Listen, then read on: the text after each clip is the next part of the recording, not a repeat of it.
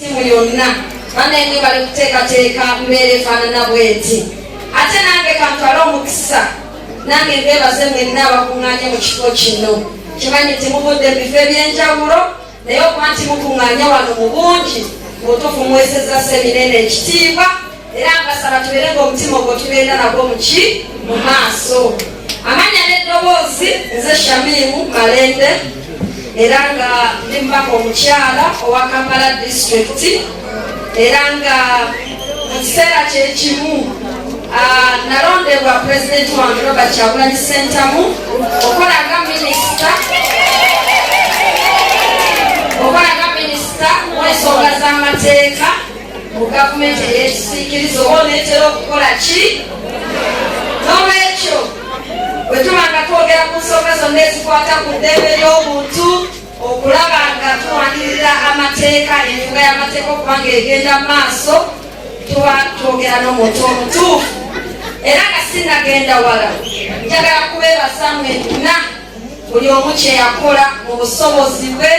okulaba ng'alonda Shamimu Malende olw'okugamba muganda we tebannanga wali manvuli bwe tukoze eki bannange tubeebaza nnyo mwebalire ddala.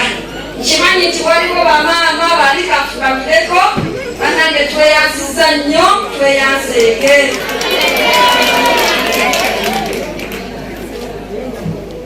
Mpitiddwa okukola omulimu mutono basiraamu n'emikwano gyaffe egitali misiraamu tulina okukimanya nti abakyala Katonda yatutonda mu nsi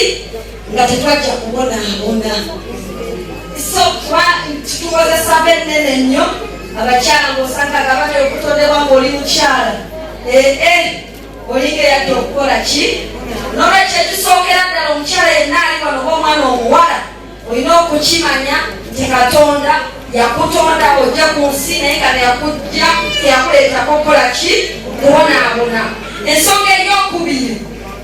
abakyala kya bbeeyi nnyo mu nsi yonna si mu Uganda yaffe yokka kubanga be bamaama b'ensi bebakuza abaana bebazaala bebalera n'olwekyo ensi yonna etwetaaga ate si mu famire yokka naye buli kifo kubanga mukimanyi bulungi nti ffe abakyala tulina obumanyirivu mu kuteekateeka tulina sikiru Katonda gyeyatuwanga abantu tituli bazadde tukwatirwa ekisa tumanyi okuteekateeka n'olwekyo ng'abakyala mu intro yange ekugamba nti buli mukyala w'oli oli w'amaanyi buli muwala w'oli oli w'amaanyi era ensi ekwetaaga. Ekyokusatu nga ndeeta ishu y'amateeka kyekyokuba nti abakyala nga bw'olaba abantu abalala bonna nga bw'olaba omuntu atambula ng'aliko obulemu kyalina eddembe lye n'abakyala ng'abantu abalala bonna oba ng'abaami Katonda abalaba nti bantu era abalambula ng'abantu abalala bwe bakola ebirungi abawa ebirungi bwe bakola ekibi bajja kukisasulira. So ekyo kiba kituleeta ku bungi egamba etya kigamba nti ate ffe bwe tujja ku leve eyaffe ng'abakyala abasiraamu ate awo kiyitirira kubanga ffe ng'abakyala abasiraamu ffe tukireetanira ate ye omusiraamu buli kimu yakola ki yakimalayo naye tugamba amateeka go ge golaba nti Kuraani n'olaba n'abalisayidi eri abakozesa agaki aga Bayibuli wabula muno mu nsi bwe twajjamu bannaffe ensi ezimu zakkiriza zikozesa amateeka ga Katonda wabula ensi ezimu ezigamba nti tuli banjawulo tetugakoze eki tetugakozesezza kubanga ojja kugamba nti nze ndi musiraamu lwaki sharia law si yenfuga wano ensi ezimu tezakikola wabula ensi ezitakikola kyezakola zaatuula ne zikola amateeka agaazo era amateeka agaazo ge zaakola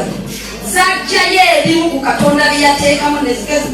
ne zibyeyazika ne zibireeta mu mateeka gaabyo ag'ensi naye ate ebirala ne babireka eri. Kati bw'obanga oli mu Uganda ng'oli mukyala oyagala okutegeera etteeka olina okumanya nti ndi mukyala omusiraamu alina okutambulira mu layini naye ate waliwo amateeka agali mu nsi genina okutunulira gongera kutya ku kyenkola kakati ye birth of secular law awo amateeka g'ensi we gajjira okuli constitution n'amateeka amalala agatufuga kakati bwe tumanga ekyo tumaze okukitegeera obulungi tuba tugenda okudda nti implementation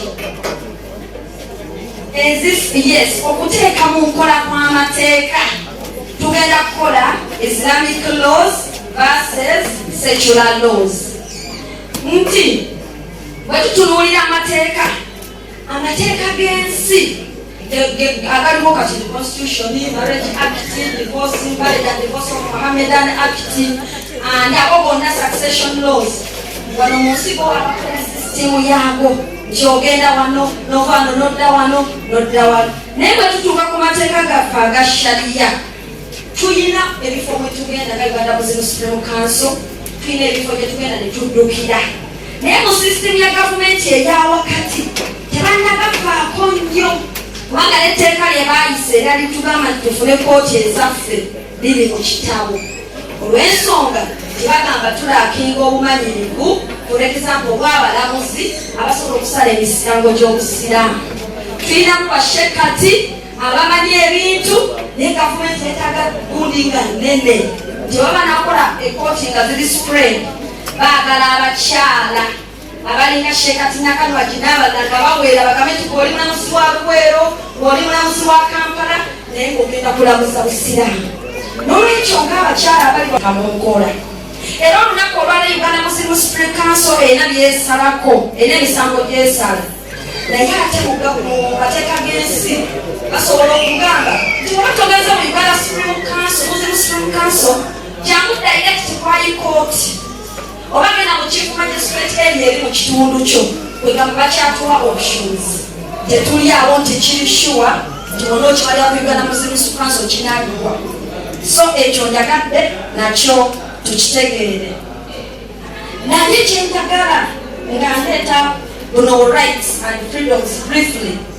nti ng'abantu era ng'abakyala tulina okuwa ekitiibwa amateeka g'ensi olw'ensonga ekigendererwa ky'amateeka g'ensi kulaba nti tusabika justice era ekyo Katonda kyayagala ne Katonda amateeka ge yatuleetera mu nsi era yagala tubeere nga tuli ba mirembe agatukkiriza okubeera nga tubeera abantu abalungi tulina okugawuliriza era ne tugagondera then ekirala amateeka amatonotono mangi nnyo naye sigenda kugoogera naye ngenda kwogerako ebikulu ebisinga otukwatako ng'abakyala nesobodde okwa-identifyinga oluvannyuma lw'okuinterakitinga n'abakyala ab'enjawulo tulina ze tuyita fundamental rights and freedoms omukyala ali wano olwaleero okimanyi bulungi nti buli muntu yenna alina kyetuyita eddembe okuba omulamu the right to life eddembe ly'okubeera omulamu eyo yetukozesa wano mu Uganda netugamba nti wetuwali omuntu aneglectinze omukyala ng'agenze mu ssanyu okuzaala ffe baloya tumanyira okubateeka mu mbuga z'amateeka ne tuloopa eddwaliro okubeera nga tebafa mu butali bwenkanya era mu butegero lyerimu lyeri avoidinga n'abortion kubanga omuntu wabanga alina eddembe okuba omulamu ate omwana ali mu lubuto omuto oba ottawaki nga tannafuluma sayansi akugamba nti amukyala olwakukiririza wokka okukikola ng'abasawo bamaze okukakasa nti olubuto lusenga anaaluzaala agenda kufuna obuzibu bulamu we awo bamuta ne bagamba nti nsoke kati then bwe tuvaawo tuyina eddembe ly'okuba nga tuyisibwanga abantu right to human dignity olina eddembe okukwatibwa ng'ekyatika n'okuweebwa ekitiibwa n'otanaabulwa mu kuyisa mu maaso olw'okuba nga oli mukyala olw'okuba nga simanyi oli bwoti buli muntu yenna nolwekyo ekintu kyonna ekitololeetinga diginiteyo eddembe lyokatono oweebwanga lyakuzaala nalyo lyakutonda nalyo tugamba nti olina okuba nga olirwanirira era n'olwanirira tuneeri eri abalala erinyigirizibwa